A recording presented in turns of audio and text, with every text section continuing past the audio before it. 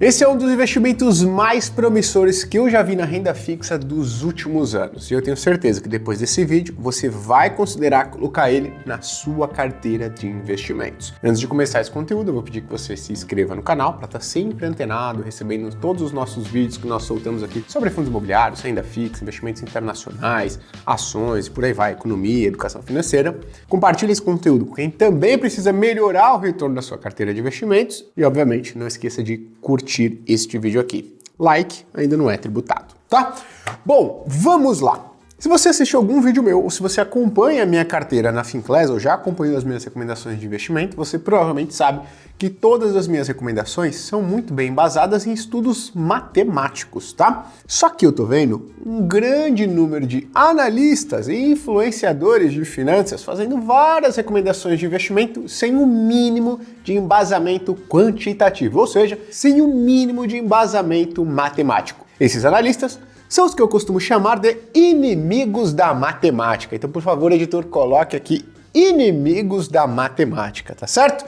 Hoje eu vou te mostrar por que essa opção, que surgiu há 2 semanas no mercado brasileiro, pode ser uma das mais rentáveis daqui para frente, isso se a gente for comparar com qualquer outra opção de investimento no mercado brasileiro. Bom, se você já assistiu um vídeo meu, você sabe que toda a comparação de diferentes investimentos eu gosto de fazer pelo método de janelas móveis. Bom, Gui, o que é o método de janelas móveis? O que significa isso? Bom, nada mais é do que eu considerar, ou comparar o investimento em 2 ativos diferentes ao longo do tempo, sendo que eu simulo o aporte todos os dias desde o início de cada um desses investimentos e considero que eu carreguei por pelo menos 2, 3 anos cada um deles. Como assim, Gui? Por exemplo, vou fazer uma comparação aqui entre o CDI e o Ibovespa, beleza?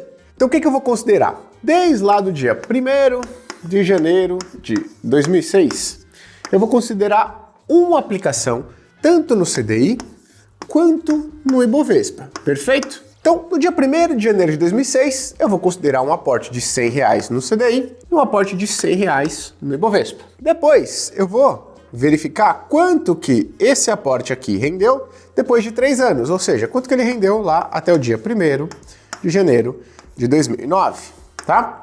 A mesma coisa eu vou fazer por Ibovespa. Vou ver quanto esse aporte de R$100 aqui, realizado no dia 1º de janeiro de 2006, rendeu, quanto que ele acumulou de resultado até o dia 1º de janeiro de 2009.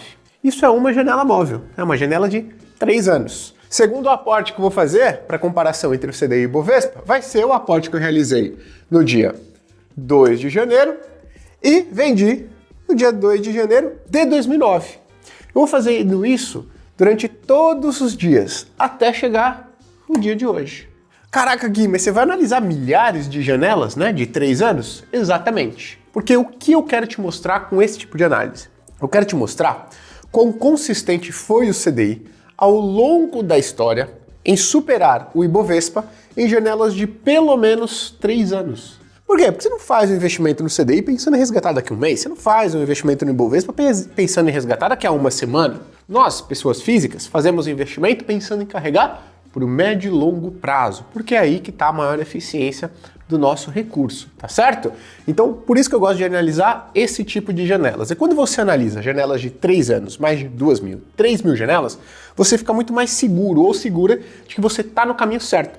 Você está no investimento mais consistente. Então, analisando janelas de 3 anos, desde o dia 1º de janeiro de 2006 até hoje, julho de 2024, nós temos 3.902 janelas de observação. O que isso significa, Gui? Que eu estou considerando aportes no mesmo dia entre o CDI e o Ibovespa, uma janela de 3 anos, 3.902 vezes. E eu vou verificar quantos desses 3.902 aportes renderam mais no CDI e quantos desses 3.902 aportes renderam mais no Ibovespa. Dessas 3.902 janelas de observação, o CDI superou o Ibovespa em aproximadamente 62,5%. Ou seja, bem mais que a metade das vezes. E o Ibovespa superou o CDI em aproximadamente 37,5% das vezes. Só que tem um dado adicional. Na média, se você segurou o Ibovespa por 3 anos, durante 2006 e 2009, se você aplicou qualquer dia e segurou por 3 anos, na média, o seu retorno foi de aproximadamente 23,2%. Um retorno bem comedido, para não dizer ruim, tá? Por que é ruim, Gui? Você está comparando com o quê?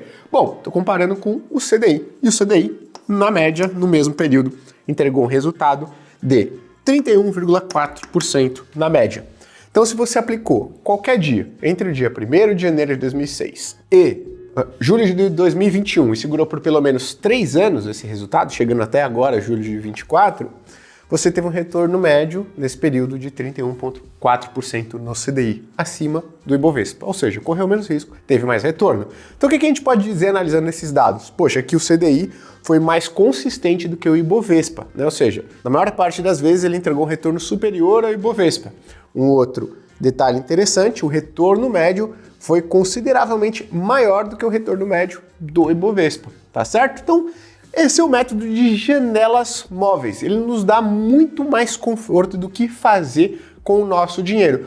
Pô, Gui, o passado não vai se repetir. Veja só, estou analisando janelas de 3 anos entre 2006 e 2024. Você pode dizer que o Brasil melhorou, piorou, mas obviamente o Brasil não mudou tanto, né, nos últimos 20 anos. A gente continua sendo um país em desenvolvimento, a gente continua tendo uma certa instabilidade fiscal, então os nossos problemas parecem minimamente são similares aos do passado. Então, se a história não se repete, mas rima, esses dados nos deveriam nos dar uma ideia do que a gente pode fazer com o nosso dinheiro, beleza? Mas eu não estou aqui para fazer uma comparação entre o CDI e o Ibovespa. Você já deve ter visto eu fazer essa comparação mais vezes, tá certo? Bom, você sabe que eu sou um grande defensor do IMAB. O que é o IMAB? O IMAB é o índice dos títulos públicos indexados à inflação no Brasil, tá certo? Então ele é composto por todas as NTNBs ou Tesouro IPCA com juros semestral que são emitidas pelo Tesouro Nacional, certo? Beleza. Esse IMAB, ele é um dos índices mais consistentes do mercado brasileiro.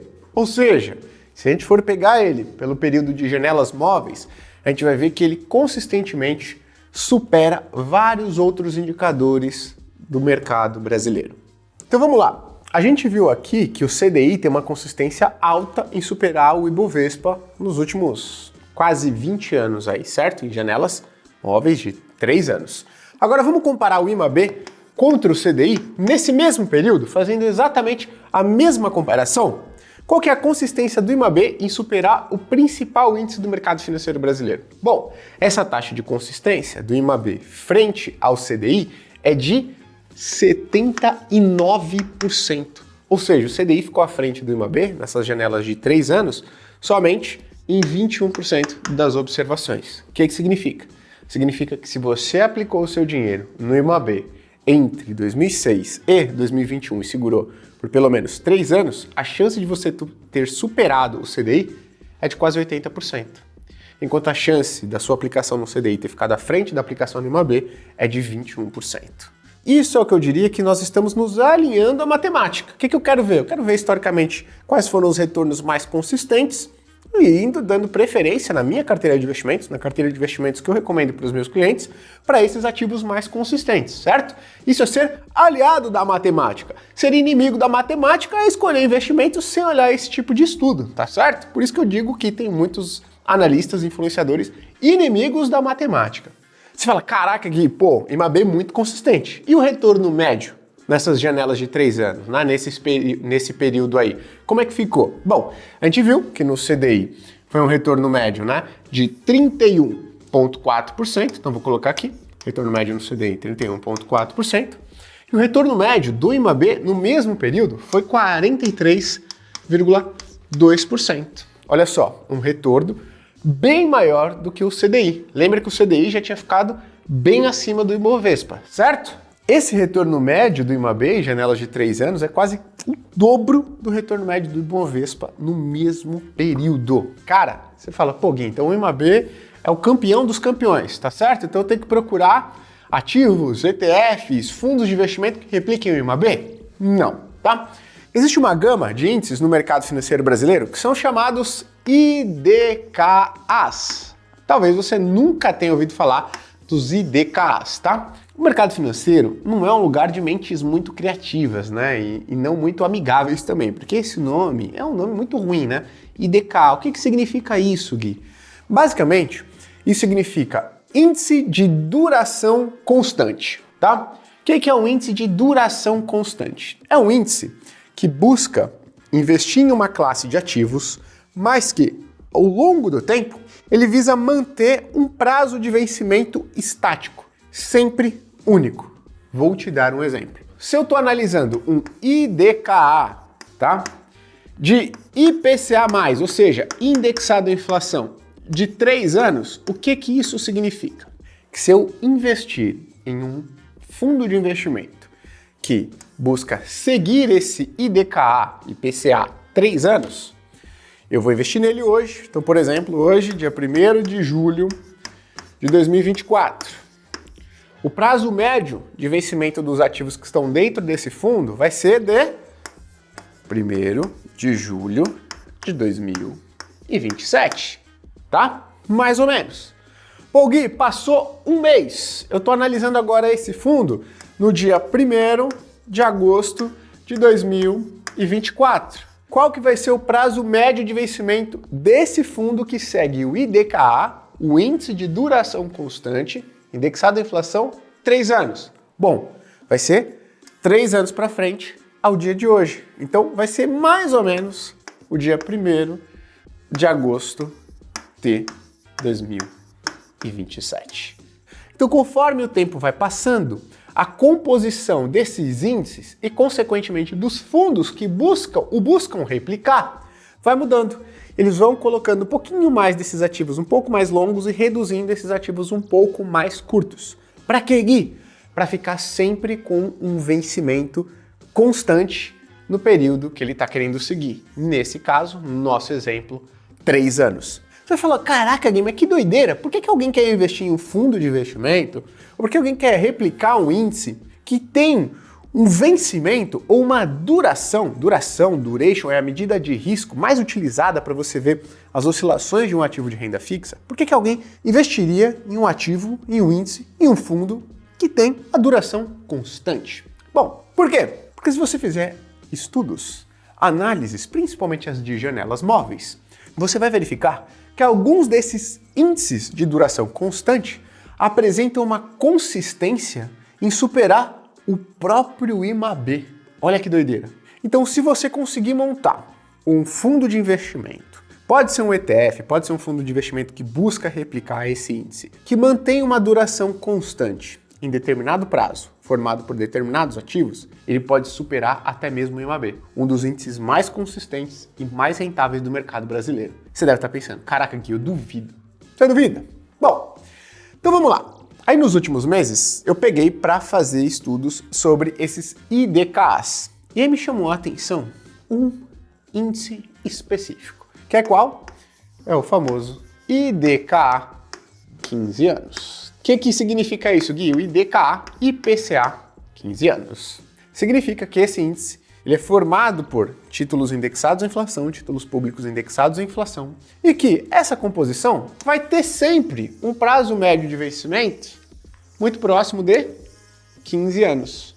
Por que você quer isso, Gui? Porque eu quero verificar quanto que eu consigo ter de retorno sempre com uma carteira de indexados à inflação que tem um prazo constante de 15 anos. Eu quero sempre manter um nível de risco alto, que é o IPCA+, que vence em 15 anos.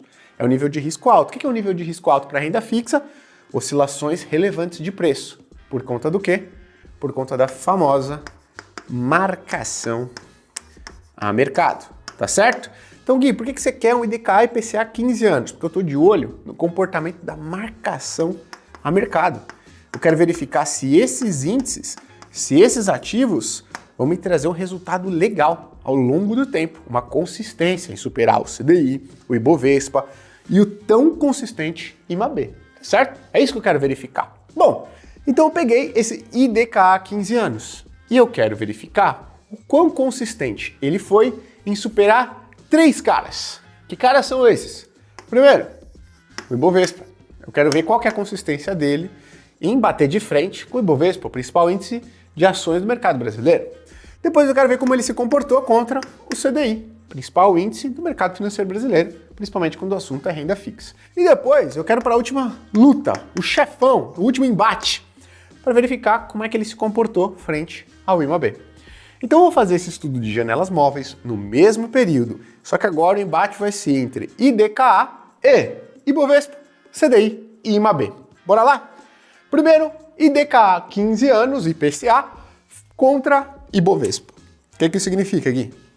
Investir em qualquer dia, desde o dia 1º de janeiro de 2006, R$100 no Ibovespa, R$100 no IDKA, eu vou até colocar aqui, né, pra gente não se confundir. E aí eu quero verificar qual que foi a consistência de cada um deles em trazer mais retorno. Beleza? Carreguei cada um desses aportes por 3 anos, tá certo? Vamos verificar então? Então olha só, desde 2006 até julho de 2021, se você comprou, investiu R$100 em qualquer um desses ativos, segurou por 3 anos, pelo menos, você teve uma rentabilidade maior, 81% das vezes, no IDKA e apenas 19% das vezes no Ibovespa. Qual que foi o retorno médio, se você aplicou no IDKA durante esses 3 anos, segurou por 3 anos, foi de 49,5%. Lembra lá? Retorno médio do Ibovespa, 23 aproximadamente, tá? Retorno médio do CDI, aproximadamente 31%. Do IMAB, 43%. E do IDKA, 49,5%. Tá? Então, a consistência do IDKA contra o Ibovespa foi a melhor de todos os índices que a gente analisou aqui. E o retorno médio nesse período, carregando por 3 anos, também foi o maior. Beleza? Show, mas não para por aí, né, Gui? Agora a gente vai verificar quem? O CDI contra o IDKA, tá? Sempre que eu falo IDKA, nesse caso eu estou falando do IDKA IPCA 15 anos, ou seja, um índice de duração constante, um índice de vencimento constante, IPCA 15 anos, certo? Bom, e agora, Gui, IDKA contra o CDI. Olha só, o IDKA ficou à frente aproximadamente 72% das vezes das observações, enquanto o CDI ficou à frente apenas 28% das vezes. Uma lavada contra o principal índice de referência do mercado brasileiro, tá certo? Bom, Gui, beleza, CDI e agora o grande campeão, o IMAB. Né? Agora a gente vai ver aqui a consistência frente ao IMAB, que pega todos os indexados à inflação ao longo do tempo. O que muda aqui do IMAB para o IDKA? O IMAB, você precisa entender que às vezes tem mais ativos indexados à inflação de curto prazo, às vezes tem um peso maior nos ativos de longo prazo, a duração, o vencimento médio às vezes é um pouco mais curto, às vezes é um pouco mais longo, então vai mudando ao longo do tempo, tá? Mas é formado por títulos públicos indexados à inflação, beleza? E aqui o IDKA, sempre por títulos públicos indexados à inflação que vencem ali aproximadamente em 15 anos. No mesmo período, entre 2006 e 2021, quem comprou carregou por pelo menos 3 anos, vamos ver quem superou, quem ficou na frente. O IDKA ficou à frente em 65% das observações. E o IMAB ficou à frente 35% das observações. Veja, o IMAB já tinha uma consistência muito alta em superar o CDI e o Ibovespa, mas o IDKA tem uma consistência ainda maior, entregando retornos superiores na média. Você vai falar o seguinte, caraca, Gui, eu quero investir no IDKA, quero investir, cara. Pô, índice bom do caramba, cara. Pô, consistência alta, retorno médio maior, cara. Vou colocar todo o meu dinheiro nele. Cuidado. Um ativo indexado à inflação, ele possui o que a gente chama de marcação a mercado, né? Ou seja, oscilação do seu preço. Quanto maior o prazo de vencimento de um título pré-fixado ou de um título indexado à inflação, maiores as oscilações do seu preço, ou seja, maior a sua volatilidade, maior o seu risco. Eu peguei aqui a janela onde o IDKA IPCA de 15 anos entregou o maior retorno e o menor retorno. Para você entender que, poxa, é um ativo que historicamente vem se mostrando muito consistente, entregando resultados muito bons, mas que possui um risco razoável, tá? Então o IDKA de 15 anos entregou no sua janela de máximo retorno de 3 anos, ele entregou um retorno de 121%, que é um retorno muito bom. Só que na sua pior janela, ele entregou um retorno negativo de menos 15%.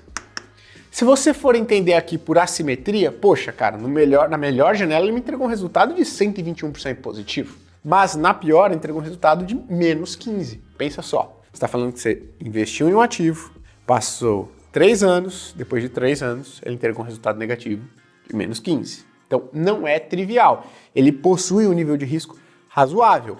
Quando o cenário for positivo, ele vai te entregar dinheiro? Vai, bastante. Essa melhor janela aqui a gente pode entender o quanto, né? Mas, se a gente passar por um período desafiador, você precisa entender que, obviamente, ele vai se desvalorizar. Por exemplo, na pior janela, o IMAB entregou um resultado positivo de 9%. Ou seja, teve um resultado não tão bom? Sim, mas ainda foi positivo, essa janela de 3 anos. O CDI ficou com um retorno positivo na pior janela de 3 anos de 13%. Então, perder 15% não é trivial. O Ibovespa é um caso à parte, né? Na pior janela entregou um resultado de menos 40%, mas tudo isso para te mostrar que, na média, ele é muito consistente? Sim. Ele pode te entregar excelentes resultados? Sim. Mas você precisa entender que em janelas muito negativas, provavelmente ele vai sofrer também.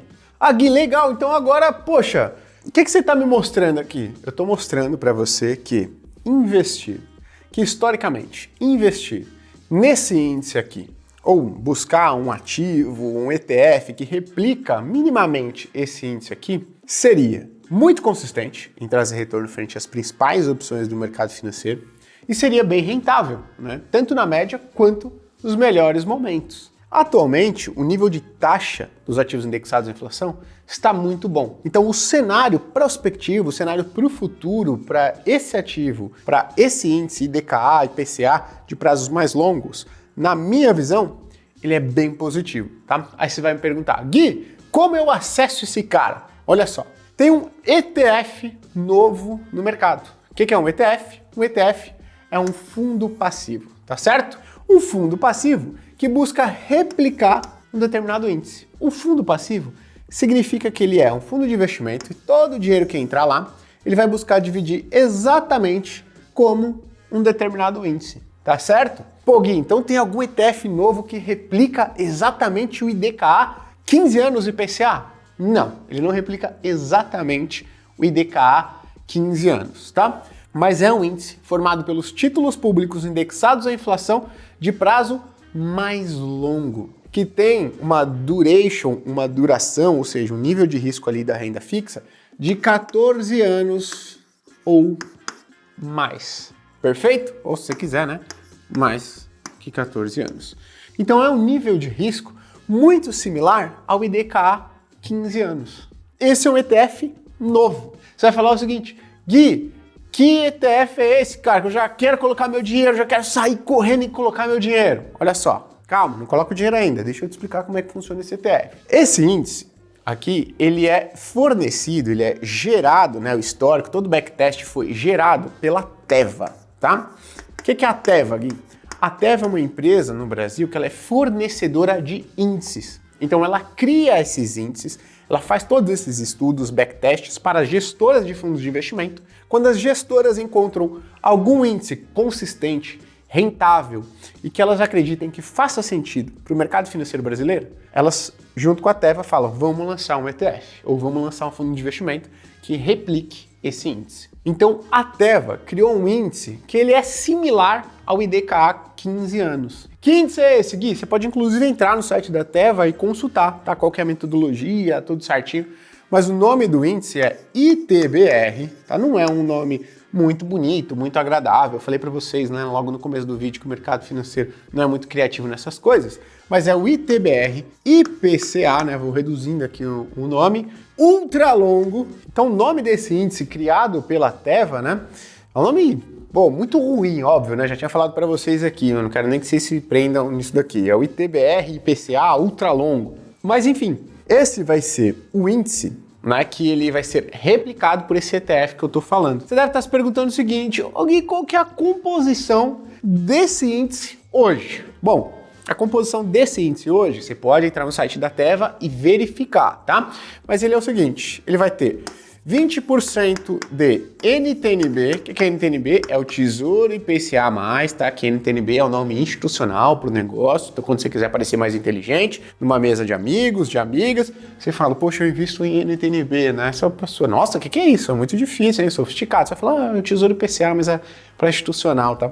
Então, o NTNB, como é conhecido esse título no mercado institucional, que nada mais é do que o Tesouro IPCA com juros semestral, que vence em 2050, então 20%. Tá aqui. Aí tem 60% em NTNB, que vence em 2055. E tem mais 20%, totalizando os 100% de NTNB, que vence em 2060. Tá? Eu tô olhando aqui pro meu computador para ver se eu não passo nenhuma informação errada. Muitas informações, tá certo? Então nisso você tem a composição desse índice, tá? Que vai ser replicado por um ETF. Que ETF é esse? Esse ETF é o PACB11, tá certo? Esse, pelo menos, é um ETF que tem o nome mais fácil da gente pronunciar, né? O PACB11, pô, não é o B5P211, né? Pô, que é o do IMA B5 lá. É um ETF que chama PACB11. Esse ETF, Gui, quem que é gestora desse ETF? A gestora desse ETF é ninguém menos do que o BTG Pactual. Você deve estar se perguntando, poxa, Gui, mas qual que é a taxa de administração desse ETF aqui? A taxa de administração é baixa, é de 0,19% ao ano. Se você for parar para pensar, é menos do que a taxa de custódia que você paga ao investir lá no Tesouro Direto. Quanto que você paga para investir no Tesouro Direto? 0,20% ao ano, em cima do valor que está no indexado à inflação ou pré-fixado, tá? Então, é uma taxa ainda menor do que a taxa de custódia do Tesouro Direto, tá bom? Então, a taxa de administração baixa. Aí você vai falar, pô, Gui, legal, então já vou sair aplicando nesse PACB11 aí, show de bola. Não, calma lá. Existem alguns pontos, tá? Primeiro ponto, esse ETF, ele foi lançado no dia 10 de julho de 2024. Ou seja, ele não tem nenhum mês, tá? Mas eu venho falando há um bom tempo, e falei inclusive num evento que teve sobre ETFs do Itaú, que eu gostaria muito de ver um ETF de ativos indexados à inflação de longo prazo. Pô, ele nasceu pouquíssimas semanas depois, só que a gestora é a BTG Pactual, tá? O maior banco de investimentos da América Latina. Qual que é o ponto? Por que eu não compro ou não recomendo esse investimento agora? Porque eu preciso observar duas coisas antes, tá certo? Bom, a gestora do BTG Pactual, não preciso nem falar nada, é uma gestora que já tem anos, décadas de expertise na gestão de investimentos. Eu conversei com as pessoas responsáveis pela gestão desse fundo de investimentos, são pessoas mega experientes, pessoas que já fazem a gestão, inclusive de outros fundos indexados que seguem outros índices. O que eu quero observar? Eu quero observar se o controle desse ETF está certinho, né? Se a gente não vai ter nenhuma surpresa, ou seja, nenhum descolamento do dinheiro, dos ativos que estão dentro do ETF para o índice que ele busca replicar. Não adianta nada, né? Eu compro, invisto um ETF que busca replicar um índice e aí, pô, quando o índice está se valorizando, ele está parado, né? O índice se desvaloriza, ele cai um pouquinho. Não, eu quero um ETF, se eu estou buscando um ETF, eu quero um ETF que se aproxime o máximo possível do índice que ele busca replicar. Eu quero o máximo de convergência possível de fundo e índice. Beleza? E aí tem dois pontos. O primeiro ponto é que eu quero verificar isso. E eu preciso verificar isso em 3 momentos, primordialmente, antes de estar 100% confortável para recomendar esse ETF. Primeiro, quando nós tivermos um rebalanceamento. O que é um rebalanceamento? Bom, em algum determinado momento, a gente vai mudar um pouco a composição desse índice, né, do ITBR IPCA ultralongo.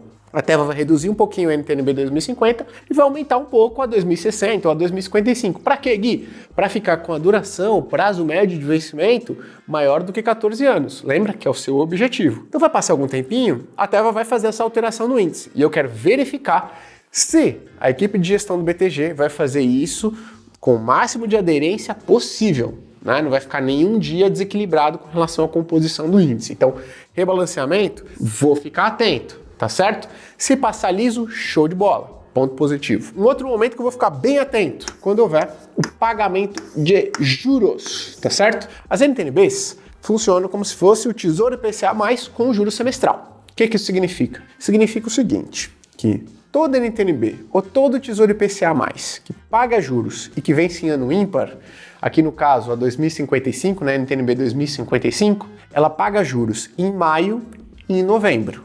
Então, se a NTN-B, o Tesouro IPCA+, com juros semestral, vence em ano ímpar, né, que é o caso do NTN-B 2055, paga juros maio e novembro. E toda NTN-B que vence em ano par, ela paga juros em fevereiro e em agosto. O que eu vou querer observar? Eu vou querer observar se a equipe de gestão está atenta, muito provavelmente sim, óbvio, não, uma equipe de gestão muito experiente, mas eu preciso ter a confirmação de que isso vai acontecer. Então eu vou querer verificar se os juros que cair na conta do fundo, ele vai ser reinvestido no dia, de acordo com a composição do índice. Por quê? Porque eu quero ter o máximo de aderência possível entre o ETF e o índice que ele busca replicar, certo? Uma outra coisa também que importa pra gente é a liquidez, né? Bom, eu quero ver que esse fundo aqui, esse ETF, né, ele esteja sendo bem negociado. Ou seja, que nós, pessoas físicas, não enfrentemos problema na hora de comprar e vender pelo valor justo. Então, se esses três, digamos, pontos forem satisfeitos, eu observar lá, tiver um rebalanceamento e a gestora, fizer tudo certinho, manter a aderência com o índice, show de bola. Se os juros que vai cair agora, no dia 15 de agosto, for reinvestido e manter a aderência com o índice, show de bola. E tiver uma liquidez boa, show de bola. Esse muito provavelmente vai ser um ETF, um investimento que vai entrar como uma alternativa aos ativos indexados à inflação de longo prazo dentro da carteira da Finclass, tá? Caraca, Gui, show de bola, gostei, PAC B11, esse vem com tudo. Se esse ETF manter aderência com o seu índice, eu acredito muito que esse vai ser um dos investimentos mais promissores do Brasil, não só da renda fixa brasileira, para os próximos anos, beleza? Bom, Gui, então eu vou sair e colocar todo o meu dinheiro nele. Calma, ele tem um risco elevado, as oscilações em momentos negativos são bem fortes para baixo, tá? Então você tem que colocar ele como parte dos seus investimentos na sua carteira e não como totalidade dos seus investimentos na sua carteira. Por mais que nós acreditamos que esse vai ser um bom ativo daqui para frente, em determinados momentos, meses, semestres e até anos, né, no futuro, podem ter várias turbulências. E nas turbulências, ativo de alto risco, de alto vencimento indexado à inflação, se desvaloriza bastante. Então lembre-se, carteira diversificada. Muito obrigado pela sua audiência. Não se esqueça de se inscrever no canal, curtir esse conteúdo e compartilhá-lo. Um abraço, até a próxima. Tchau, tchau.